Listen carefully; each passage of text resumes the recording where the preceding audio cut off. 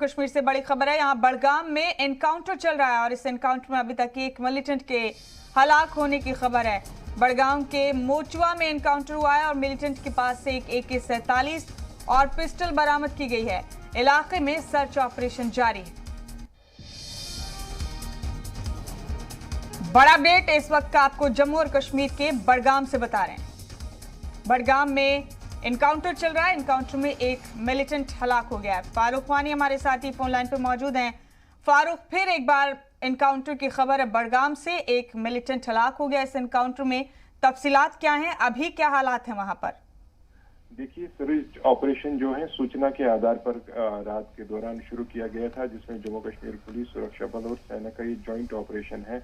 मोचुआ इलाके में सेंट्रल कश्मीर बड़गाम में ये ऑपरेशन शुरू किया गया था और पहले से जम्मू कश्मीर पुलिस को सूचना थी कि इस इलाके में मिलिटेंट छुपे हुए हैं और जो ही वहां पे सुरक्षा बल पहुंचे तो वहां मिलिटेंटों ने जो है घेराव देकर फायर किया और ये मुठभेड़ शुरू हो गई।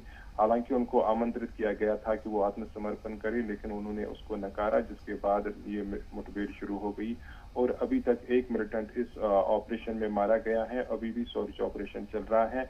एक AK-47 राइफल, एक पिस्टल भी रिकवर किया गया है उस मिलिटेंट के पास, जिसको कहा गया था कि वो आत्मसमर्पण करे, लेकिन उन्होंने उसे नकारा और जो है उसको अब न्यूट्रलाइज किया गया है। फिलहाल अभी सर्च ऑपरेशन चल रहा है। पूरे इलाके की घेराबंदी भी अभी बनी हुई है और जो जम्मू कश्मीर पुलिस और सुरक्षा बल है वो इस जगह को भी अब सैनिटाइज करने की प्रक्रिया शुरू करेंगे।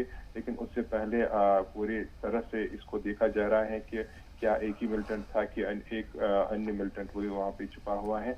इस बारे में जम्मू कश्मीर पुलिस और ये ज्वाइंट ऑपरेशन फिलहाल चल रहा है। जी शुक्रिया फारूक आपका, हमारे साथ इस खबर पर जुड़ने के लिए बहुत बहुत शुक्रिया आपका।